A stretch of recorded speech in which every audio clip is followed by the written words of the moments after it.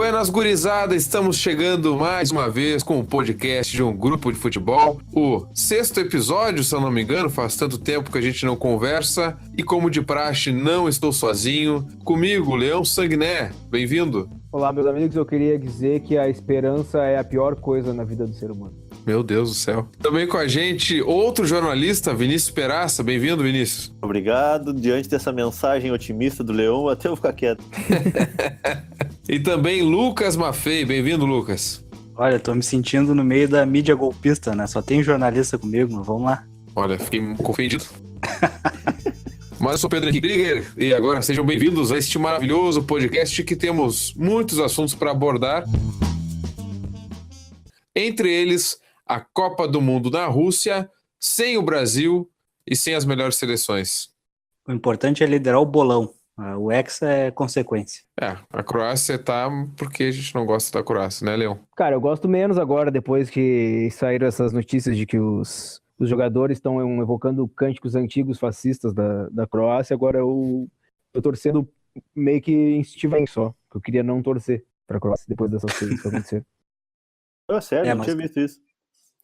Tá forte as notícias fascistas dentro do vestiário da Croácia.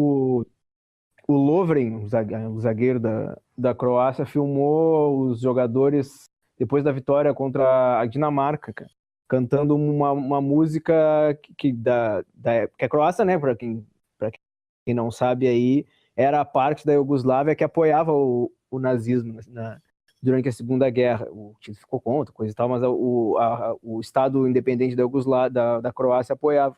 E aí, desde aquela época, a Croácia vinha com esse ranço de ser o fascismo e o nazismo dentro da Iugoslávia, mas isso aos poucos foi sendo esquecido. Mas agora, nos últimos anos, esse sentimento ultranacionalista tem voltado muito na Croácia, às vezes, como acontece aqui no Brasil, sem o pessoal se dar por conta que é uma manifestação fascista, e os jogadores, nesse vídeo, estão cantando uma música que era cantada naquela época com algumas frases que, tiradas de contexto, né, pode parecer apenas cânticos patriotas, mas que na verdade são cânticos fascistas. Cara, como é bom ter um jornalista no programa. Tá louco. E bem informado, né? Fiquei até abalado com tanta informação aqui direto já de Leão Sanguiné no início desse programa. E a Croácia, que se classificou eliminando as donas da casa e vai pegar a Inglaterra. Que confronto. Mas eu ainda tô tendendo a secar a Inglaterra, então eu vou ter que torcer pra Croácia passar pra final. Pois é, eu tô com esse problema, né, cara? Eu tô secando a Inglaterra desde o início da Copa, por causa daquela função deles do Neymar e coisa do tal, e pelo fato do treinador deles estar na beira do campo de colete, isso me irrita profundamente. Mas essa coisa da Croácia me deixou também um pouco assim. Eu vou acabar torcendo pra Croácia, mas se a Inglaterra passar, eu vou ficar triste igual. Então é um jogo que eu vou ficar triste, pode ser qualquer resultado, eu vou ficar de cara. E a expectativa do Hexa já passou a tristeza ou ainda estão amargando? Cara, eu fiquei mais triste com a queda do Uruguai do que com a saída do Brasil.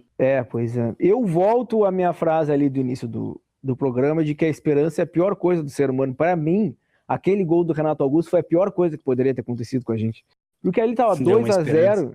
2-0 tava tranquilo, era que nem o Brasil com o CSA. O Brasil e o CSA ali, 30 minutos do primeiro tempo, a gente já sabia que não ia ser mais nada ali. Agora, o Renato Augusto fazer aquele gol da metade pro fim do segundo tempo, deu assim, vamos chegar. E a gente nunca chega. O ser humano não consegue as coisas que ele quer. Não. Aquela esperança que mais um jogo ia ter gol nos acréscimos, né? Exatamente, e não aconteceu. Foi só para nos dar uma ilusão. A ilusão é muito ruim. E a eliminação foi justa? Eu acho que foi. Acho que a Bélgica, deu para ver que a Bélgica estudou muito o time do Brasil e foi muito aplicada taticamente. O Felipe Coutinho não conseguiu chutar uma bola de longe, cara. Uma só que ele conseguiu. Porque o time da Bélgica trancava todas as bolas dele. Que era uma das principais armas do Brasil, quando o Brasil não conseguia infiltrar nas zagas, né? Era o Felipe Coutinho chutando de longe. E ele não conseguiu. Na real é o seguinte, que foi meio que um choque de realidade, né? Se o cara for parar para analisar os jogos friamente, tirando os resultados, e nenhum jogo o Brasil foi bem mesmo, né? Aquela história de que o Brasil jogou bem ali no final da primeira fase e tal, nenhum jogo o Brasil foi bem. O ataque nunca foi bem, dependeu sempre de outros jogadores, e em nenhum momento foi um time veloz, um time de variação de jogada, foi sempre muito chato ver o jogo do Brasil. O único É. jogador que jogou bem dos titulares, assim, foi o Felipe Coutinho, né? O Douglas Costa, quando entrou sempre bem, mas o Brasil sai da Copa sem nenhum destaque, assim, grande. Eu acho que o Thiago Silva foi um grande destaque. O Thiago Silva jogou muito ao longo da Copa. O Thiago Silva, sim, mas o Thiago Silva não é um jogador que decide jogo, né, cara? Sim, sim. Não decide até ali, né? Sim. Pode ir. Não, é que eu fico pensando o seguinte, que se falou o tempo todo no baita trabalho do Tite, que deu uma cara para a seleção, com variação tática, não sei o quê, montou um time. Cara, na Copa tu via os outros times jogando a 100 por hora e o Brasil a 50, sabe? Pegava aquela bola, era toquinho, passezinho devagarzinho, sabe? Em nenhum momento conseguia surpreender a defesa adversária, era muito, muito chato. Em comparação às outras seleções, parecia que o Brasil jogava em câmera lenta. Eu ainda não formei uma ideia de que se foi justo ou não. Eu, na verdade, acho que todas as seleções grandes, nenhuma estava a 100 por hora. Tanto que a Alemanha foi eliminada na primeira fase, a França ganhou todos os jogos, mas assim, ganhou jogando no que dá, assim. Aí agora ganhou do Uruguai com certa facilidade e tal, mas eu acho que a França pode até ter dificuldades contra a Bélgica. Que também é um time que também não encantou muito, né? Um time que faz 3-1 no Panamá, e depois quase perde para o Japão, ganha na Bacia das Almas. Jogou bem contra o Brasil. Mas agora esse jogo com a França aí, para mim, tá sem favorito. Eu fiz até a provocação ali no grupo e nem todo mundo participou do debate, mas rolou um debatezinho ali que foi sobre o que a gente vai lembrar dessa Copa, na real, né? Porque se tu for comparar essa Copa com a Copa do Brasil, essa Copa tá sendo muito sem graça. Eu acho que bons, de verdade. eu acho que essa é uma Copa muito interessante em termos de histórias, cara, em termos de personagens, é uma Copa muito interessante. Por exemplo, a gente teve hoje o Balói anunciou a aposentadoria hoje dele, com 37 anos, depois de ter feito o primeiro gol da história do Panamá. Acho que o Panamá é um personagem bem interessante. O Tavares, o treinador do Uruguai, treinando de muleta ali na beira do gramado também, é uma história bem legal para se contar. Eu acho que o treinador de Senegal também. Eu acho que é uma Copa das histórias, menos dos jogos, mais das histórias. Talvez. É que eu fico pensando assim, por exemplo, imaginando quando a gente era menor, quando a gente era gurizão, por exemplo, e começou a ver as primeiras Copas ali e tal. Cara, a gente tem uma memória, eu pelo menos tenho uma memória de jogos bons, assim, de times bons, de grandes jogadores, assim, de Copa de 94, 98, enfim. E, cara, essa daqui é a impressão que eu tenho, assim, me colocando no lugar de uma criança, assim, é que, tipo, o cara não vai lembrar de um jogo, assim, que o fulano destruiu, o fulano foi o craque da Copa, aquele time foi o time inesquecível, sabe? Vai ser meio que assim, passou, beleza, já era. Eu acho que talvez a grande atuação tenha sido a do Cristiano Ronaldo no primeiro jogo ali, fez três gols, né? Mas grandes jogos mesmo, a gente teve esse aí do Portugal com a Espanha, o Uruguai nada, a França com a Argentina, mas eu acho que a gente teve jogos bem emocionantes, cara. Talvez realmente concordo contigo que os jogos não tenham sido tecnicamente muito bons, mas nas oitavas de final ali, por exemplo, a gente teve emoção em praticamente todos os jogos, né? De diferentes tipos de emoção, né? Eu achei Bélgica e Brasil muito bom. Se eu tivesse vendo, não torcendo na frente dele, foi um grande jogo. Não, todo mundo acho que tem. Eu concordo com todo mundo, assim, nas análises que vocês estão fazendo, mas eu acho que essa Copa, ela quebrou um pouco daquela ideia de ter uma seleção muito acima das outras, que tinha grandes craques. Eu acho que essa Copa vai ser marcada pelo equilíbrio. As seleções muito campeãs saindo antes, tendo uma Bélgica chegando com força, tendo uma Croácia aí chegando aí nas semifinais. A Rússia, que também foi bem longe, jogando em casa, e é a Rússia, né? Então acho que vai marcar muito disso. Aí tem várias análises aí. Eu não sou tanto das táticas, assim, não sou de analisar tanto por esse lado, mas assim, eu acompanhei alguns jornalistas especializados, assim, eles trazendo as ideias do handebol, do basquete, dizendo das variações de algumas coisas que algumas seleções fizeram. Eu acho que tudo isso são detalhes que talvez a gente não lembre com tanta ênfase no futuro, mas acho que é por isso que essa Copa vai ficar assim, pelo equilíbrio, por isso que não chama tanta atenção jogador A, seleção B, é muito equilibrada a coisa. E Brasil e Bélgica eu não vi todo o jogo, eu tava viajando, mas o segundo tempo eu assisti, gostei do jogo, eu também tava torcendo, aí fica diferente a análise, mas eu gostei muito do jogo assim, porque o Brasil teve que atacar e a Bélgica ficou na estratégia dela, que foi muito bem pensada já desde o início do jogo, desde antes de começar o jogo, com o Fellaini ali, o Lukaku indo pela lateral ali, o Miranda, e ele tava fazendo um duelo, cara, incrível, assim, em cada lance do Miranda se matando para marcar o Lukaku. Então, acho que tudo isso foi um grande jogo por isso. No caso do Brasil, eu acho que o Brasil ele tem dificuldades quando sai perdendo, porque ou a seleção se fecha muito, que nem era tanto o caso da Bélgica, a Bélgica se fechou, mas tinha um contra-ataque, mas quando o Brasil sai perdendo é um horror, né? O Brasil está acostumado a enfrentar seleções que se fecham, mas não perdendo tanto. E aí o Brasil levou os 2 gols, né, no primeiro tempo, que já é um baita no choque. E aí depois para buscar, aí faltou um centroavante ali que eu gosto muito de ter nos times, eu gosto bastante. Se já tivesse o Diego Costa, por exemplo, teria sido importante. Pena que, né, o Filipão não quis. E aí, né, a história te conhece. Mas, assim, faltou, acho que o centroavante de referência. Não sei se vocês estão me ouvindo, eu não tô ouvindo mais ninguém comentar. Não, tô ouvindo tua teoria, tá muito boa. A gente tava quietinho te ouvindo falar. Não, achei que ninguém tava ouvindo, que tava muito silêncio.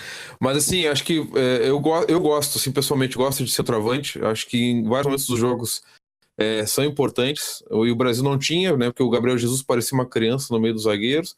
Aí o Firmino é um pouco mais alto, mas também ficou muito ruim ali para ele brigar uma bola aérea. Aí quem conseguiu foi o Renato Augusto. E o mesmo Renato Augusto, quando teve a chance de empatar, chutou bizonhamente para fora, cara a cara com o goleiro. Então, mas foi um jogo muito bom. Assim, na minha avaliação, foi um jogo muito bom. Claro, o Brasil saiu derrotado, enfim. Mas foi um jogo assim que demonstrou que o preparo da Bélgica, ali, do treinador da Bélgica, foi melhor que o do Tite, né? Ele soube analisar melhor, acho que o adversário, soube preparar melhor e explorar as fraquezas do Brasil e anular o forte do Brasil. Aí o Leão citou um deles, que era o Coutinho. Isso aí facilitou para que a Bélgica vencesse o jogo e venceu com autoridade. Por isso que eu acho que mereceu. Ela buscou a estratégia dela, explorou o melhor que ela tinha, anulou o melhor do Brasil e saiu classificado. E tanto o Brasil não estava tão bem assim, porque o primeiro time bom mesmo que pegou na Copa foi a Bélgica. Até então não tinha pego nenhum time bom mesmo. E ali naquele momento, um pouquinho antes do segundo gol e um pouquinho depois, foi um desespero, foi um troço assim. Eu lembrava alguns momentos daquele 7-1, porque a Bélgica, cada vez que partia para o ataque, era uma desorganização defensiva, 3 contra 3, 4 contra 4. Era desesperador. Se a Bélgica tivesse um pouco mais de capricho, digamos assim, e não tivesse pela frente uma camisa da seleção brasileira, por exemplo, que de certa forma impõe um certo respeito, cara, podia ter matado o jogo muito facilmente, assim, com 3, 4, naquele momento ali de fraqueza, porque foi muito ruim. Eu acho que foi justo a eliminação, mas ainda consegui ver boas coisas na seleção. Claro que no segundo tempo a Bélgica se fechou, que nem vocês falaram, e geralmente quando o jogo fica assim, é claro que o outro time vai crescer e vai dominar a partida, né? Tentando atacar, tentando empatar. Mas o primeiro tempo foi um desastre, né? Como a gente viu, o Peraz falou agora que lembrou muito 7-1 e lembrou mesmo. Porque tiveram uns 2 ou 3 contra-ataques do Miranda correndo desesperado atrás do Lukaku na ponta, jogando atrás nas costas do Marcelo. O Marcelo no ataque, não fazendo nada. E aí eu acho que foi um dos erros do Tite também, que, claro, falando depois do jogo é fácil, né? Mas se ele tivesse mantido o Felipe Luiz na ponta, eu acho que a gente não sofreria tanto com essa armadilha que o Roberto Martinez botou de botar o Lukaku para jogar bem nas costas do Marcelo e botar o De Bruyne para jogar no meio. E no segundo tempo foi o acaso, né, de a gente não conseguir empatar, porque a gente podia estar muito bem falando que a camisa da seleção é isso aí, né? Pesou e buscou 2-0 no segundo tempo, empatou e a gente ganhou na prorrogação, ganhou nos pênaltis, sei lá. E é o futebol, né? Se aquela bola do Renato Augusto tivesse entrado, ou se o Felipe Coutinho tivesse chutado por cima, numa pequena área que o Neymar rolou para ele. Eu acho que a gente teve muita chance de matar e pecou na finalização, como pecou muito ao longo da Copa, para fazer gol. E eu queria dizer só que eu pedi o Firmino titular antes da Copa. Mas não dá pra afirmar, mas acho que se o Brasil tivesse feito empate ali, conseguisse o 2-2, acho que o Brasil teria passado, que aí cresceria muito ali no jogo, mas não conseguiu, né? Tá, e ontem eu tava assistindo alguns programas, e vocês acham que o 7-1 pesa na análise para essa decepção que foi cair nas quartas? Porque o Brasil entra pra ganhar, né? Cair nas quartas não deixa de ser um fracasso. E o Brasil caiu nas quartas, nas 3 das últimas 4 edições o Brasil caiu nas quartas, né? 2006, 2010 e agora. Mas não deixa de ser um fracasso, sempre foi considerado um fracasso. E esse ano a seleção foi recebida com aplauso no aeroporto, né? É que eu acho que a gente tem uma mania sempre de crucificar a seleção, acabar com tudo que foi feito depois de uma eliminação. Claro que foi ruim, o Brasil poderia ter passado e tem muitos defeitos, sabe? Mas eu acho que não dá pra gente dizer que é um absurdo o Brasil cair nas quartas de final sempre, porque o Brasil ele pegou uma baita de uma seleção, essa seleção belga é muito boa, gente. Daria pros caras, não é absurdo nenhum os caras terem passado, né? Cara, eu até escrevi sobre isso. Para mim, a grande decepção dessa Copa não foi tanto o time, fulano jogou mal, Beltrano jogou mal, ok. Por exemplo, o Gabriel Jesus decepcionou porque não jogou nada. Mas o grande responsável pelo time é o técnico. E para mim, a grande decepção dessa Copa foi o Tite, em todos os aspectos. Tanto nas escolhas dele de manter alguns bruxinhos ali dele, de não dar o braço a torcer e manter Gabriel Jesus sem praticamente inoperante, justificando como que o cara estava marcando. Se fosse para marcar, não convocava um centroavante, convocava um volante, né? O centroavante é para fazer gol, não me interessa se o centroavante vai marcar ou não, quando muito marcar a saída de bola. Mas para mim a grande decepção foi o Tite, nas escolhas dele e na falta de reação diante de algumas situações que apareceram, né? Essa falta de criação, essa falta de efetividade no ataque, para mim, isso aí passa muito por ele. Tu acha que ele não deveria continuar? Ou acha que ele deveria continuar? Seria a minha pergunta. Acho até que deveria, mas eu acho que a própria falta de corneta, todos os treinadores da seleção brasileira foram para a Copa cornetados e foram contestados o tempo todo. O Tite não foi contestado em momento algum, ele dava aquela explicação esdrúxula ali que o Gabriel Jesus tinha uma importância tática, que vinha marcar, que vinha cobrir, que vinha acompanhar, não sei o quê, e todo mundo, beleza, é isso aí, Tite, tranquilo, sabe? Ninguém cornetava. Tu tem um centroavante que tu vai até as quartas de final sem o cara criar uma chance clara de gol, não precisa, ele não criou uma chance claríssima de gol, além de não fazer. Acho que até para isso, vamos elaborar uma tese aqui, né? Porque assim, teve o Dunga, que maltratava todo mundo e xingava jornalista e aquela coisa toda. Teve o Filipão, que teve 7-1, aí tinha muito aquele papo, não podemos botar o peso do 7-1 nos novos jogadores, que eles não tiveram culpa, tem que esperar o trabalho acontecer. Acho que tudo isso foi amaciando um pouco, né? A questão das críticas e de dar mais lastro. Por isso que eu perguntei se o 7-1 pesa para essa análise. Eu acho que pesa, mas não deveria pesar tanto mais, né? Porque é outra seleção, né? Pelo menos não fomos humilhados, sei lá, sabe? Entende? Eu vou te dizer exatamente isso. O 7-1 para mim pesa positivamente a favor dessa seleção, mais do que negativamente, porque se criou um padrão de comparação com o 7-1, entendeu? Tipo, nós caímos nas quartas para a Bélgica, mas perdemos só de 2-1, criamos 97 mil chances de empatar e de virar, não sei o quê, enquanto em 2014 nós tomamos 7-1 e podia ter tomado 12. Eu acho que fica mais por esse ponto. Minimiza o que eu acho que foi uma Copa ruim do Brasil. Não sei se vocês concordam, porque o Tite tomou... Claro, ficou nítido o nó que ele tomou no primeiro tempo ali, né? Mas contra o México ele tomou um nó também, até corrigindo o intervalo.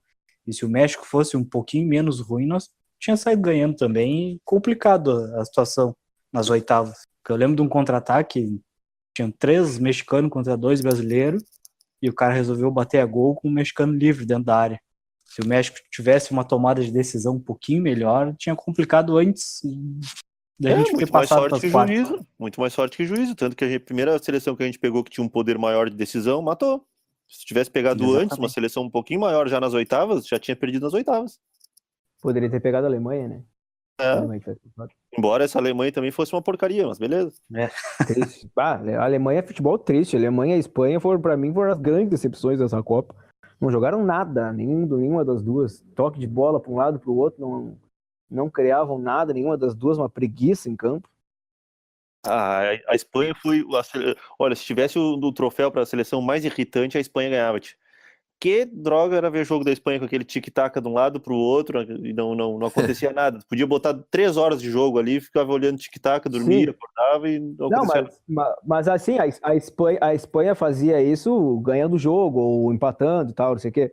A Alemanha fazia isso perdendo o jogo, cara, precisando fazer o gol. E os caras no toquezinho pro lado, toquezinho pra trás, não sei o quê. Que isso, cara? Na verdade, o tic-tac durou 3 horas, né? Aquele Espanha e Rússia foram 3 horas de toque pro lado, toque pro outro. Eu não sei, porque o Espanha e Rússia, graças a Deus, eu vi num churrasco em que eu tinha carne e bebida de graça. Então, graças a Deus, eu tava bem dele. Bom.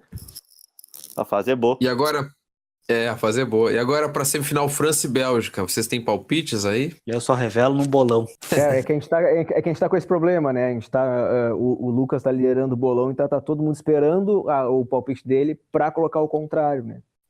Então acho que vai partir se alguém dizer aqui qual é o seu palpite. Eu não vou dizer o meu, por exemplo. Eu acho tô no que bolão, passa a posso dizer, França. da França. Eu acho que passa a França. Ah, é, Lucas? Bom saber. Mas eu também acho que passa a França, mas é um jogo tão aberto. Depois que eu vi do Brasil e Bélgica, e até da França também com o Uruguai e com a Argentina, sei lá, cara. É uma Copa muito diferente. É isso que eu digo, é uma Copa. Não consigo definir assim um grande favorito. Eu não vou me surpreender, por exemplo, se a Croácia for campeã mundial. Não vou. Meu, é que assim, cara, a Croácia, se for parar pra pensar, a Croácia pegou um grupo que tinha Nigéria, Islândia e uma Argentina capenga. Ganhou da Argentina, beleza, ganhou da Nigéria, beleza, ganhou da Islândia ali num 2-1zinho, depois a Dinamarca foi pros pênaltis, a Rússia foi pros pênaltis, a Croácia teve um caminhozinho fácil aí no mata-mata, né? Mas eu vou te dizer que eu acho que a Inglaterra tem vantagem não por ter mais futebol, e sim porque a Croácia vem de 2 prorrogações e pênalti. Não. Boa. Eu acho que a Inglaterra tem um leve favoritismo aí, sim. A Inglaterra só faz gol de cabeça, esse desgraçado. Mas você não fale isso, rapaz. Falavam isso do nosso Brasil um tempo atrás. Se a gente ganhava o jogo, esses caras só fazem gol de cabeça. Pô, quem dera. Hoje em dia a gente não faz mais gol. Saudades. Eu tenho uma pergunta para vocês, jornalistas. O Neymar não deu entrevista nenhuma ainda depois da eliminação e fez um post no Instagram. Qual que é a opinião de vocês sobre isso? Ridículo. Cara, em resumo, essa palavra define bem, ridículo. Não, cara, se ele quer ser a pessoa que ele quer ser, ele tinha que ter dado a entrevista. Se ele quer ser o que ele pretende ser, ele tinha que ter dado a entrevista. Esses comportamentos do Neymar, tipo, a gente já conhecia. Todo mundo sabe como é que o Neymar é. E isso é outro motivo pelo qual o Tite me decepcionou muito. Eu sei que eu tô sendo o cara mais chato com o Tite, mas é outro motivo que me decepcionou muito. Porque o Tite, se era o grande líder que era, ele tinha que colocar na cabeça do principal atleta dele o exemplo que ele queria que a seleção dele desse. Ele queria uma seleção humilde, ele queria uma seleção que ganhasse sem precisar trapacear, ele queria uma seleção que optasse pelo merecimento ao invés de ganhar de qualquer jeito. Cara, a seleção foi justamente o contrário de tudo isso, entendeu? O Neymar tentando trapacear o tempo todo, ele, ao invés de colocar o cara nos eixos, enfim, enquadrar o cara, ele foi defender e criticar o cara do México. O cara do México falou algo que o próprio Tite já falou há muito tempo. O Neymar foi esse cara mimado que não dava entrevista, o estrelão e tal. Era o único que a família podia entrar no hotel da seleção. Por que ele era tratado diferente dos outros? Permita-me discordar de ti só nesse ponto que ele seja. Porque o Osório falou bobagem aquele dia, né? Cara, eu entendi o que ele quis dizer, mas é que ele se expressou muito mal aquele dia e ele acabou perdendo a razão, né? Ele falou que o futebol é pra homem, que as crianças vendo o Neymar se atirando desse jeito, não sei o quê. Pra mim, o único erro dele foi esse, se expressar mal, dizer que o futebol é para homem. Aí ele errou. Mas o resto, eu não vejo problema nenhum no que ele disse, porque realmente é o exemplo que o Neymar dá dentro de campo e fora de campo para o público dele, que é, em sua maioria, criança e adolescente, é ruim. Pra mim, já diria o René jogo do Simões, México, estamos criando um monstro. Exatamente. E pra mim, o jogo do México foi justamente o que o Neymar menos se atirou. Não, tudo bem, foi o que menos se atirou, mas fez aquele fiasco ali. Mas é que o cara pisou nele, né? Pra mim, o problema do Neymar não é nem se atirar, cara, porque ele já explicou que ele se atira de uma forma pra ele se machucar menos e tal, não sei o que, e eu até comprei. O problema, cara, cara, no chão, ele rola, ele abre a boca, ele faz um teatro. O cair, tudo bem, cara, a pessoa cai, entendeu? Mas agora, a questão é que... o rolar no chão, segurar a perna, e meu Deus do céu, eu acabei de derrubar minha gata no chão aqui. Ela saiu rolando, ela é fã do Neymar. Ela caiu em pé ou saiu rolando? Pior que ela saiu rolando, cara. Cara, mas falando sério, o Neymar, lembrem vocês, tá? De quando vão pegar os dois, não tem como não comparar, né? O Cristiano Ronaldo e o Messi, quando tinham 26 anos, eles não eram mais considerados meninos, cara. Nenhum dos dois. E o Neymar, com 26 anos, ainda é considerado menino por causa dessas atitudes dele, de ser eliminado e ele não ter coragem de dar uma entrevista, entendeu? De ter, assim, uma personalidade para dar uma entrevista, ou então essa coisa de ficar chorando no chão e não sei o quê. Isso aí é que vai fazer sempre com que ele não evolua, vai fazer com que ele siga sendo o menino Neymar, sendo que daqui a pouco na próxima Copa ele tá com 30 anos, cara. Será que na próxima Copa a gente vai continuar dizendo que ele é o menino Neymar com 30 anos? Cara, eu li alguns dias, não sei quem foi que escreveu, mas tive que concordar. A gente sempre que fala no Neymar, tenta comparar ele com Cristiano Ronaldo e Messi. Cara, são patamares muito diferentes, mas muito diferentes, há quilômetros de diferença. Mas a gente, por aquela mania de sempre ter um brasileiro entre os melhores do mundo, coloca o Neymar como se fosse um deles. Ele é craque, mas está longe dos outros dois. Mas beleza, vamos comparar o comportamento deles. Cara, o Cristiano Ronaldo, todo mundo chama o cara de metido, não sei o quê, os caras têm uma imagem dele que ele é estrelão. O cara, a gente tem quantidade de vídeos aí do cara com gandula dentro de campo, tirando selfie. É um cara que, apesar de tudo, é muito acessível, entendeu? E aí, quando tu viu ontem, por exemplo, a chegada da seleção no Brasil às 5 da manhã, e, cara, uma gurizada, um monte de criança e adolescente se acorda de madrugada, vai para um aeroporto com a camisa do Neymar para esperar o cara, simplesmente para, sei lá, bater palma pro cara, pra tirar uma foto, ganhar um aceno do cara. E ele é o único dos jogadores que vem pro Brasil e desce na pista e vai para um jatinho particular e não manda o pessoal que foi ali ver ele a merda. Cara, não dá pra tratar um cara desse como ídolo e muito menos comparar com os outros, né? Me desculpe, mas não, é que assim, ridículo. eu tô comparando porque isso não sou eu quem tô dizendo, muitos jogadores disseram, inclusive nas entrevistas coletivas, que o Neymar tende a ser o próximo melhor do mundo, né? Só que eu tô dizendo, para ele chegar a ser o melhor do mundo, que é o que tá todo mundo dizendo que ele é o próximo, ele precisa amadurecer de uma forma que ele não amadureceu para mim nada na Copa de 2014 para cá. 4 anos ele não amadureceu nada. Eu tenho a mesma idade dele, eu amadureci um pouquinho, pelo menos. Quem é o melhor do mundo esse ano pra vocês? Cristiano Ronaldo. Ronaldo, claro. Não sei, acho que eu iria no Salah ainda. Acho que na Copa, não sei. Mas assim, a gente falou de trapaça aí, é que eu acho que é uma questão muito assim, cara, numa Copa do Mundo, em outros jogos acontece, mas numa Copa do Mundo, cara, é quase um vale tudo. Se o juiz não dá, se o juiz não viu, ou fez que não viu, se o VAR foi usado, não foi usado, azar, cara. Quem vai se lembrar é quem ganhar.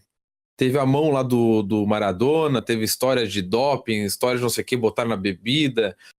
O Thierry Henry, numa eliminatória, ajeitou a bola com a mão e cruzou para a área para a França eliminar a Irlanda e se classificar. Então, tipo assim, para ganhar, cara, os caras vão fazer tudo. Tanto que a Alemanha, na draga que tava, era o Neuer lá perdendo a bola no campo de ataque. Assim, vira várzea, porque tu tem que ganhar. De algum jeito os caras vão tentar ganhar, entendeu? Nesse ponto eu concordo, só que aí é que entra o que eu falo sobre o treinador. Tu espera isso de uma seleção comandada pelo Filipão, pelo Luxemburgo, que foram caras que o tempo inteiro disseram que tem que ser competitivo, que tem que ganhar. Beleza, mas tu não espera... não, entendo, é a diferença do discurso... Exatamente, tu não espera isso de um cara que ganha milhões em comerciais na TV, por exemplo, justamente porque adota esse discurso de que é o merecimento, é a honestidade, não vale a pena ganhar a qualquer custo, é preferível perder de forma honesta. Aí não dá, né? Não bate. Mas até hoje só o Rodrigo Caio eu vi fazer isso, né? Porque no discurso é fácil, na hora do vamos ver, ninguém faz. Ele é a exceção mesmo. Não, e você tá falando aí, só pra fechar, você tá falando aí em dopado, tô vendo aqui a notícia que o médico da Rússia confirmou que os jogadores estavam inalando amônia pra dar uma pilha durante o jogo. Mas não tá na lista, eu acho, de medicamentos proibidos. Ou de coisas proibidas pra fazer. Não tá, mas eu só achei interessante aqui que o cara disse, não, o pessoal cheirou mesmo pra dar uma pilha ali, beleza. Foi um jornal alemão, eu acho, que levantou essa história aí, né? Isso. Eu tinha visto alguma coisa. Então, é o que eu digo, cara. A questão é muito assim, vai dar moral ou dar opinião de cada um, sei lá, mas na hora de ganhar um jogo, o pessoal vai fazer, cara. Se o juiz não vê, ou fingir que não vê, pra mim tá valendo. Eu não sou muito desse, não.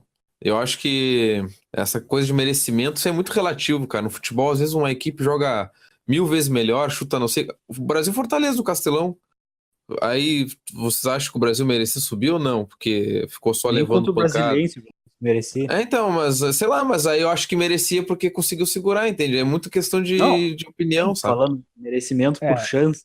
Então, é muito relativo isso. Então, tipo assim, se o Neymar cavasse um pênalti ali contra a Bélgica e empatasse o jogo, cara, o juiz deu o pênalti, entendeu? Por mim, ele fez o papel dele, como qualquer outro jogador. Mas eu entendi o pedaço, é a diferença do discurso, né? A diferença do discurso é a prática ali, o Tite pregar uma coisa. Depois, cada entrevista coletiva, vai o Tite lá com as suas entrevistas que não tem verbo, né? Faz uma pergunta pro Tite, merecimento, intensidade, velocidade. Mas quando é ele que fala, né? Ele só manda os auxiliares falar.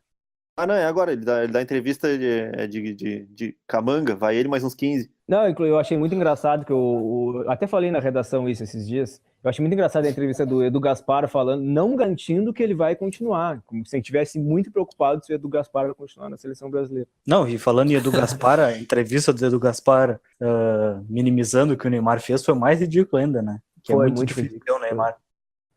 Pelo amor de Deus. O Neymar eu acho que não, ganha salário desde os 10 anos. Porque todo mundo já sabia o que ele ia ser no futuro, né? Tem uns vídeos bem antigos dele e do Felipe Coutinho, bem novos, jogando e destruindo todo mundo. Inclusive eu tava vendo esses dias uma rapidinho, bem rápido, uma professora antiga do Gabriel Jesus dizendo que ele parou de estudar e tava fazendo só curso de inglês e espanhol quando tinha, sei lá, 12, 13 anos, porque ele já sabia que ele ia jogar na Europa. Só... Ô, louco. E depois ele parece que fez um curso de pintura e daqui 4 anos ele vai estar pintando rua de novo. Não, cara, daqui a 4 anos ele vai estar no Curitiba e depois ele vai ser emprestado pro Brasil. E aí depois ele vai jogar bem, vai conseguir um contrato bom, vai jogar na Ponte Preta. Não, provavelmente não vai jogar bem no Brasil, vai destruir outros times. Aí a gente vai ouvir na arquibancada. Os jogadores vêm pra cá, não fazem nada, vão embora, destrói. É verdade. Então encerramos Copa do Mundo. Querem apostar no campeão já nesse episódio ou querem deixar pra ver a semifinal terminar? Inglaterra. Eu sigo não apostando porque eu falei, né? Eu não vou entregar minha aposta pro Lucas. Eu vou de França. Não, quem não pode entregar sou eu. Não, mas aí tu vai trocar? Ou botar a mesma minha pra gente seguir igual? Não, tu acha que eu sou bobo? Não, inclusive, aquela aposta que tu deu antes ali, que tu acha que a França vai passar, isso aí pra mim é blefe. Eu não caí nessa tua aí. Eu tenho jogado muito poker. Eu queria a Croácia ou a Bélgica, porque não ganharam Copa ainda, mas vamos ver. Eu sou conservador, eu não gosto de novos campeões. Eu acho que vai ser o Brasil, vai entrar no STJD agora, nós vamos anular essa partida e ganhar os pontos. Eu não gosto de novos campeões e eu falei na outra edição que eu sou favorável a Brasil, Alemanha, Argentina e Itália terem vaga cativa na Copa, não precisar jogar mais eliminatórias. Essa semana é decisiva, né? Entrar nas oitavas também, né? Já entram nas oitavas. Eu acho que se der Bélgica... Pode ser. Acho que se der Bélgica e Croácia, a gente tem que seriamente se preocupar com a saúde do Leão. Mas cara, imagina que graça. Os campeões mundiais são Brasil, Alemanha, Itália, França, Espanha, Argentina, Uruguai e Croácia. Mas a Inglaterra não ganha desde 66, eu acho. Quando jogou em casa. Mas os caras ganharam lá, os caras criaram a porra do esporte, tal, não sei o que. Agora A França tem um título, demorou 100 anos para ganhar e ganhou em casa também.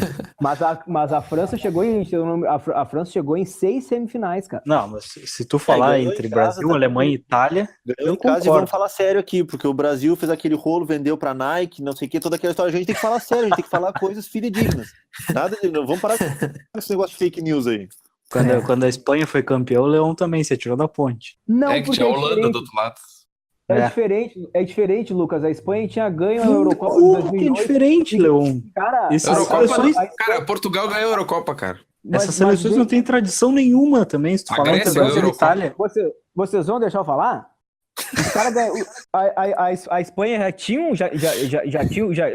já era um pouco mais um outro nível, ganhou a Eurocopa de 2008, ganhou a Copa e ganhou a Eurocopa de 2012, cara. Não é a Croácia se classificou na qual é o nome do negócio? Repescagem na Eurocopa foi mal também, foi eliminado aí fica mais lindo ainda. Mata-mata, e agora chega do nada e vai ser campeão. Não, eu gosto dos clássicos, cara. Não gosto eu gosto das zebras que chegam no final e são eliminadas, como foi a Croácia em 98. Eu não quero zebra campeã. Desculpa, mas esse é meu Eurocopa tá aí uma bela de uma bosta, né?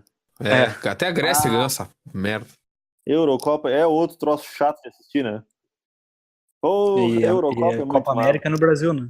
Copa América é massa, cara. Dá uns jogos pegados, dá umas pauleiras, dá uns troços legais. O Chile ganhou aí. Eurocopa é aquele monte de protocolo chato, os caras acham que parece uma Copa do Mundo e é uma merda, um monte de jogo ruim. 1-0, 1-1. O lado bom é que... eu concordo contigo, é verdade. As torcidas cagam a pau em Eurocopa, né? Coisa que a gente não vê em Copa do Mundo. Tá faltando, eu acho, né? Então vamos fazer o seguinte, vamos começar a transmitir a arquibancada. Mais interessante, cara. Mais interessante que o que tá no campo. A Dinamarca ganhou 92 a Eurocopa e a Grécia em 2004. Aí é pra acabar. E Portugal também dá pra, né? Tá, mas aí vocês agora vão dizer, tá, tudo bem, essas seleções ganharam, mas vocês não vão dizer que aquela geração da Espanha que ganhou a Eurocopa 2008, a Copa 2010 e a Eurocopa 2012 é uma das melhores seleções de todos os tempos? Se o Leão fosse vivo no primeiro título do Brasil, ele dizia, não gosto de zebra. Claro que não, Não, cara. era uma baita geração, cara, mas a seleção espanhola não tinha ganho nada, cara, em Copa. Tudo bem, né? Tudo bem, A Espanha até então era a Inglaterra, era a eterna favorita. Era o Inter no Brasileirão. A Fúria.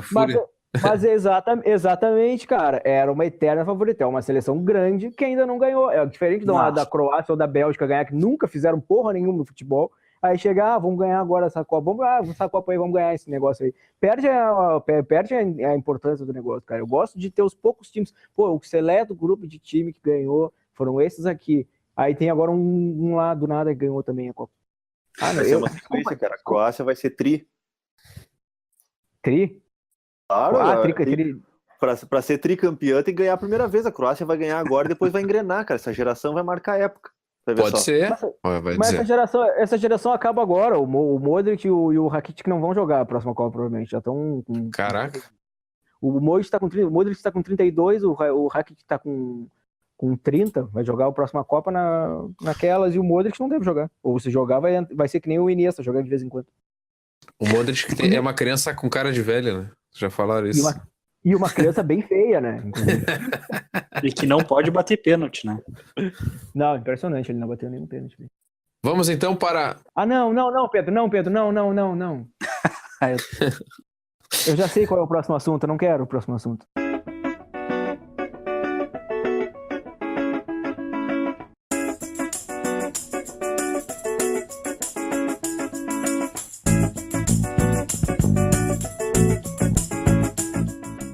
Vamos para o Campeonato Brasileiro Série B.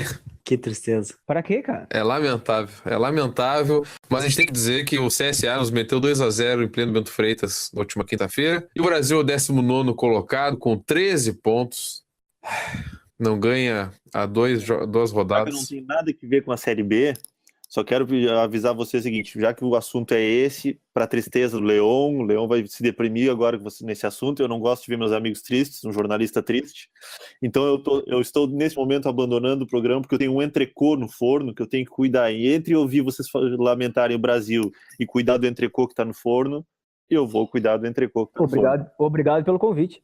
Obrigado pelo convite. Vocês ficam aí discutindo o Brasil e depois a gente marca um churrasco do grupo, que, né, esse churrasco encantado. O Brasil tem menos pontos que partidas, né? O que será que vai acontecer primeiro? Churrasco do grupo ou o Brasil ganhar? Ficou a dúvida aí. Eu acho que o Brasil vai ganhar do Juventude 3-0. Porra! Para, Lucas. Para. Eu sigo na minha filosofia do início do programa. A esperança é a pior coisa que existe pro ser humano. Eu não acho que o Brasil vai ganhar do Juventude. 2 gols do Caio e um do Luiz Eduardo. Eu tô falando aqui agora, hein? O Juventude tem uma boa campanha fora de casa e a gente tem uma campanha horrível dentro de casa. O que vocês acham que vai acontecer? Leão. Tu tá com medo do Juventude? Inclusive, vocês querem mais uma notícia ruim? Figueirense 0, Oeste 1 nesse momento. Mas isso aí não nos interessa. Claro que interessa. O Oeste sempre é um time 22 pontos. Sim, e o Oeste tá indo a 21 agora. Tu tá pensando muito a longo prazo. Cara, eu não tô. Mas é sério isso, gente. Eu não quero ter esperança. A esperança é a pior coisa que existe, cara. Não quero. Tá, então me falem sobre o jogo. Vocês foram ao estádio? Que jogo? CSA? Isso. Eu não fui? Graças a Deus eu não fui. Eu fui. Tava uma murrinha, um tempo horroroso, frio, aquela chuva que cai e não cai ao mesmo tempo. Bota a capa, tira a capa, abre o guarda-chuva, fecha o guarda-chuva, aquela coisa de louco. E o Brasil, assim, eu tava gostando até do Brasil no início do jogo, ali, os primeiros 15 minutos, tava achando legal ali o Brasil no campo de ataque, o camisa 10 tentando dar um gás ali, o novo camisa 10, né, o Pereira. É Pereira, né? Não tô confundindo já, minha memória. Isso. Eu gostei dele. Olha aí a esperança, mais uma vez fazendo mal pra alguém, ó. Mas eu gostei, tava gostando daquele momento. Só que o Brasil começou a definhar ali na partida, começou a perder o controle do jogo, e aí o CSA foi crescendo, e o CSA começou a empilhar chances de gol perdida, e aí a gente começou a sentir que ia dar ruim, né? Tanto foi que eu acho que foi o Daniel Costa, eu não me lembro o nome assim, eu me lembro que tinha Costa. Num cruzamento, o primeiro cara do CSA furou em bola e deu tipo uma espécie de corta-luz, e o camisa 10 do CSA emendou no contrapé do Pitol e matou o Pitol. emendou de canela e mandou no ângulo, né, cara? Isso é uma coisa impressionante. O cara pegou de canela e mandou no ângulo, cara. Que isso? Eu não preciso Não dizer que pode se fosse acontecer. algum jogador nosso, ela ia lá na arquibancada, né? Mas com certeza, com Não certeza. precisa dizer, não precisa dizer. E o segundo gol foi mais ridículo ainda, porque quem é que falhou ali, cara, que escorregou? O Carlos. Matou no... então matou no peito pro cara do CSA, né, porque caiu. E o cara do CSA teve uma felicidade absurda, chutou forte, rasteiro com aquele gramado molhadinho, não tava... Porque é uma chuva fraca, mas tava molhando.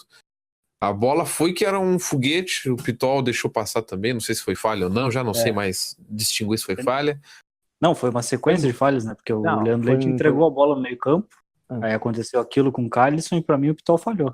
Ah, então. Não, falhou Fica assim, aí. foi embaixo dele a bola. E o Pitol vem falhando, né? É que assim, pra dificultar a vida do goleiro, como eu falei, tava chovendo, não era aquela chuva de, sei lá, o campo ficar alagado, mas é aquela chuva que deixa a grama molhada pra caramba. Então a bola vai reto daquele jeito, é ruim pegar, né? Mas acho que foi falha também. Por isso que eu coloquei aqui, não quis afirmar, mas, né? Ah, mas tem um detalhe. No site do Globo Esporte, mais uma corneta aí, gurizada. Tá o técnico Klemer ainda. É por isso que o Brasil não estão ali tratando do Brasil como treinado pelo Klemer ainda. Tá liberado o cornetal do Dalpozo já?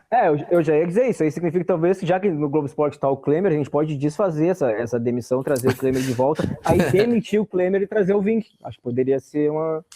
Acho que boa. também, porque Bah, é uma boa, no uma primeiro boa. jogo eu perdoei ele. No primeiro jogo eu perdoei ele, porque ele tirou o Caio contra o Atlético Goianiense e botou o Totti.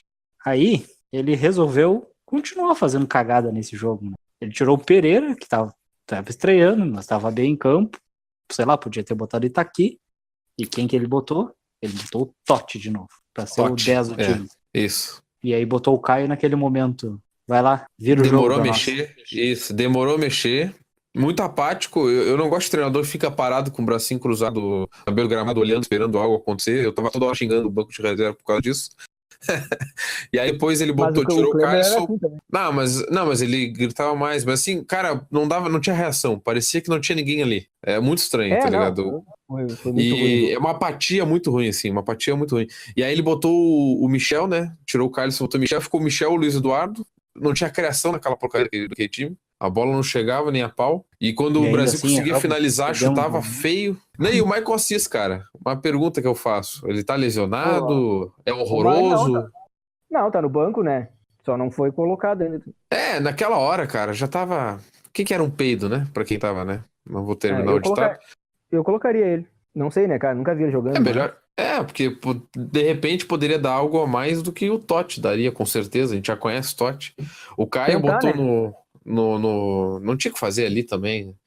E aí o CSA ficou muito tranquilo. O segundo tempo foi um Deus nos acuda, porque cada contra-ataque do CSA eles pareciam Barcelona, né? Com toque de bola 1-2 ali, rapidinho, e saindo pro contra-ataque. Eles tinham um jogador velocista, um baixinho. Deixa eu ver se eu acho o nome dele aqui. Didira, talvez? É um nome assim, Didira, acho que é o Didira. É. Muito rápido, que é algo que o Brasil não tem. O Brasil tinha uma receita um tempo atrás de ter sempre um jogador veloz para escapar. O Brasil não tem mais. O Brasil esqueceu desse detalhe, abandonou a receita que dava certo. A gente não tem nenhum velocista para botar no jogo. E eles tinham, e o contra-ataque deles estava muito perigoso. Teve vários lances aí que foi no detalhe que a gente acabou tirando. Aí a torcida impaciente, vaiando muito, vaiou no intervalo, vaiou no segundo tempo. Pegou no pé até de jogador que estava relativamente bem, mas quando o time não vai bem, o individual também atrapalha, né?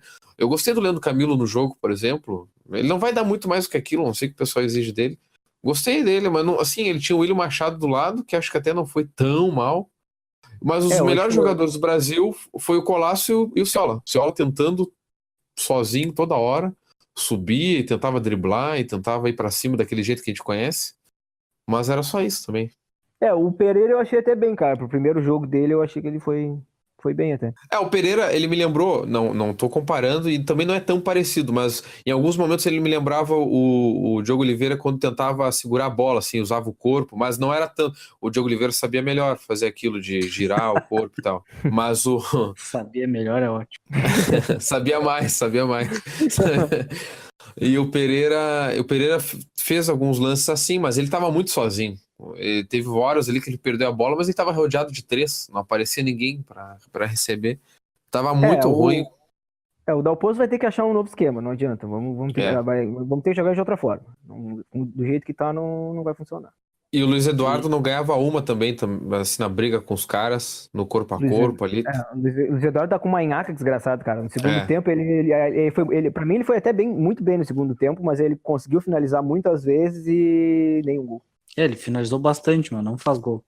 Incrível. Não faz, é impressionante, cara. Impressionante, tá com uma nhaca. Agora, com o Juventude, ele gosta de fazer, né? Quando vê, faz. Eu acho até que ele pode fazer, vai ser 2-1 Juventude. Tô brincando. E tá, eu até defendi, né, a tentativa, mas não dá pro Itaqui ser banco do Van Basten, né? Não. Cara, inclusive, eu queria compartilhar com vocês, eu vi o Van Basten hoje no centro, de bermuda e chinelo, cara. Eu fiquei muito triste, meu. O time nessa situação, os caras de bermuda e chinelo. Cara, era pra estar indo pro centro de chuteira. Eu de sobretudo, mano, e o cara de bermuda e chinelo, cara, com os pés tudo molhados por causa da chuva, cara. Não. Nem se cuida, né? É um instrumento de trabalho. E ele que é da Paraíba, cara. Ele deveria estar com mais frio. Pois é, mas sabe que eu tinha uma amiga minha, cara, que ela morava aqui, ela era do Pará, e no invernão, assim, ela tava sempre de regata e short, cara. Não sei, eu acho que eles lá talvez, não sei como é que funciona, não sei porquê. Mas olha, se vocês pararem pra pensar, o Sampaio Corrêa veio aqui com 1 grau e nos ganhou. O CSA veio também, passou frio e nos ganhou, talvez. A gente precisa... Eu acho que talvez o que pode acontecer pro Brasil, assim, é a gente conversar com Deus aí pra mudar o clima daqui da região, fazer que fique calor e a gente pode conquistar os 3 pontos e seguir bem a competição. O que pesou também contra o Brasil é que o CSA tá muito bem na competição, né? É o vice-líder. Isso que eu ia falar, o CSA é o melhor visitante da competição, o CSA sabe muito bem jogar fora de casa. E o Figueirense empatou. Opa, olha aí, tempo real aqui, é brincadeira. E é isso que eu ia dizer, assim, ó, se o Brasil tivesse jogado relativamente bem, mas tivesse perdido na bola, porque o CSA é o melhor visitante, acho que a gente estaria mais tranquilo, né? É que a gente viu o CSA muito bom e a gente viu o Brasil muito atrapalhado, muito perdido e os mesmos problemas, e aí o treinador substituiu errado e também demorado, botou o K, enfim. É um cenário muito caótico, né, para nós, assim. O CSA, além de ser um bom time, mas o Brasil também se portou muito abaixo, ou pelo menos o que a gente tem visto continua a mesma coisa, não mudou muito. Eu acho que é isso que assusta, na verdade. Você sabe quem é o pior visitante? Não precisa, não diz, cara, não diz. Acho que o Brasil foi o único que não ganhou, né, fora ainda. Pedro falou. Desculpa. Cara, é isso que eu tava falando antes do programa. A campanha em casa do Brasil é exatamente a mesma do ano passado nesse momento da competição. Só que o ano passado, nessa altura da competição, a gente já tinha ganhado do CRB e do Juventude fora de casa. A diferença tem sido fora de casa que o Brasil não ganhou um único joguinho. Falta os 3 pontinhos fora. Mas isso também, para mim, é muito reflexo da campanha em casa. Que o Brasil, como não pontua em casa, joga sempre muito pressionado, precisando ganhar fora de casa. Aí é difícil. E o Brasil enfrenta o Juventude nessa sexta, às 6 horas da tarde, contra o Juventude, precisando ganhar de qualquer jeito. 3-0. Então, é um adversário direto. 3-0 e vai ser a mudança de rumo do campeonato. É um jogo assim, ó. Que pode ser um trampolim. Mais um ser humano com esperança. Mais um ser humano cheio de esperança. Esse jogo vai ser o nossa mudança de ar. Nós vamos ser o Avaí em 2016. Ou 17, não lembro. Lucas, não faz isso contigo mesmo, cara. 16, foi 16. Leão, é corneta reversa isso. Eu desisti de ser pessimista e eu vou cornetar a favor agora. Mas assim, ó, realmente, se o Brasil conseguir vencer, pode ser um jogo aí que vai mudar realmente até o astral, né? Porque é um rival estadual. É uma briga direta também, que o Juventude ele só não tá pior porque ele faz uma boa campanha fora de casa, tem conseguido importantes vitórias. Mas pode ser um jogo aí, um trampolim, né? Que nem um clássico aí que modifica tudo. Mas também se perder, né? Deus me livre. Mas se perder, aí sim, pode afundar de vez. Meu medo é esse, rapaziada. O Juventude tem a 8ª melhor campanha fora de casa e é vice-lanterna em casa. O Juventude tem feito uma campanha em casa bem ruim, que nem a nossa, só que eles ganham os joguinhos dele fora de casa, né? Eles empatam bastante fora de casa também. A gente tem 10 pontos fora de casa e eles têm 7. Em casa e eles têm 7. Então, olha só. Para vocês verem como pode mudar tudo. O Brasil vencendo do Juventude, o Brasil empata em pontos com o Juventude. Então, é um jogo que vale muito. Vale realmente muito para nós e para eles também. Mas com um jogo a mais, né? Ah, mas mesmo assim, eu empato em pontos já tá bom. Desculpa aí, cara. Não, eles estão. A minha esperança ela é aniquilada a cada minuto nesse programa. Mas, cara, o meu objetivo hoje no programa é esse. É para a nossa proteção, né, Léo? Exatamente, gente. Olha, vocês torcem pro Brasil há muito tempo que nem eu. Vocês sabem o que é tu ter esperança. Olha lembra aquele jogo com o América? 2 vezes. O primeiro foi o pênalti que o Cássio mandou lá na sei lá onde. Cassel. Cassel, sei lá. Mandou lá, pô, a gente achando, pô, vamos ganhar 1-0. Aí depois na volta, 1-0 o América, aí a gente empata 1-1. Tchê, eu em casa, eu e meu pai, a gente tirou a camisa, começou a correr pela casa. Foi a gente sentar no sofá, o América tranquilamente fez 3-1 na gente, cara. Então, assim, a esperança é muito ruim, vocês deviam saber disso já, gente. Eu chorei naquele gol de empate e queria dizer que fui inocente, porque nosso treinador era Paulo Porto, e com Paulo Porto na Casa Mata não há esperança. Atenção, amigo Auro Cerulho. Paulo Porto vai rebaixá-los ano que vem novamente e vocês vão lembrar disso. É verdade. A gente vai gritar isso na arquibancada. Vamos trocar de assunto, cara. Eu tô muito triste. Eu acho que. Não, a Série B acho que já era mesmo. Só um detalhe aí. O Fortaleza aí, dos últimos 5 jogos, perdeu 3, hein? Será que vai começar a ter uma queda? Mas tem eles 29 pontos. Eles têm uma gordurinha, né, cara? Tem 4 diferenças pro vice-líder. Daqui a pouco pode, mas a Série B tem isso, né, cara? O time não precisa ser campeão, então eles colocaram uma boa pontuação pro quinto colocado, então... E o São Bento, a gente comentava disso, o São Bento era o único que não tinha perdido, já tá em 14º, perdeu as últimas 3 e não ganha 4 jogos. São Bento demitiu o treinador invicto. Tem coisas que a gente não consegue entender. Então vamos torcer que o São Bento vá descendo a ladeira aí pra mais um, né, ficar ali. Não, o São Bento tinha que ir lá pra cima, cara, porque a gente vai enfrentar eles fora de casa. Não, cara, tem que deixar eles na fase ruim, estão a 17 pontos, a gente ganhando agora do Juventude, que vamos ganhar, desculpa pela esperança, mas a gente ganhando vai 16 e fica com 17, aí tudo certo. Não, beleza, então tá, eu desisti já.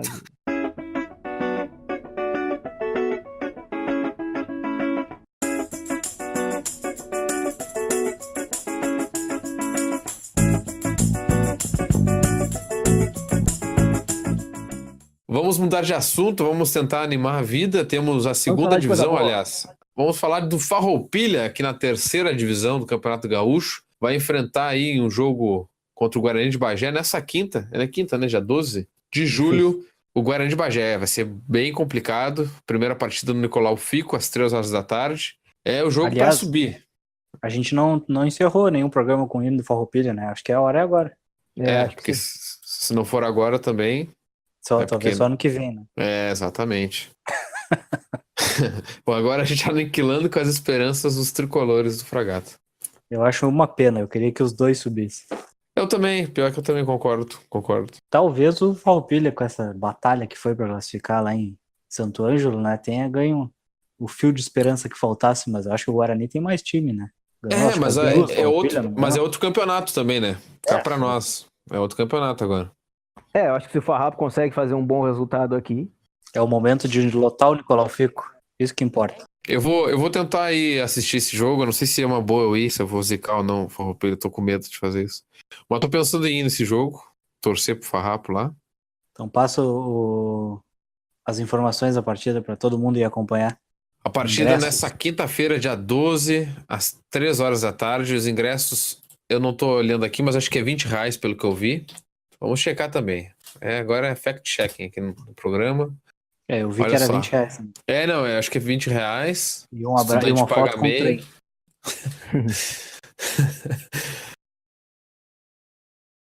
Olha, acho que tem gente no Twitter que deveria estar no programa aí. Só uma corneta aqui básica, não vou dizer quem é.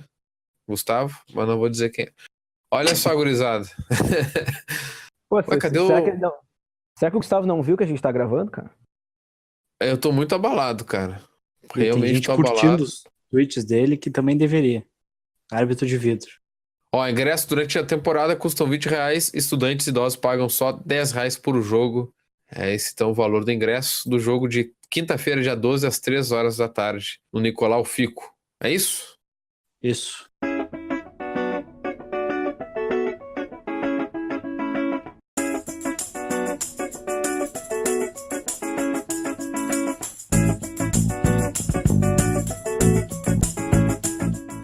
Vamos para a Série D rapidinho, então, para destacar o acesso do São José de Porto Alegre.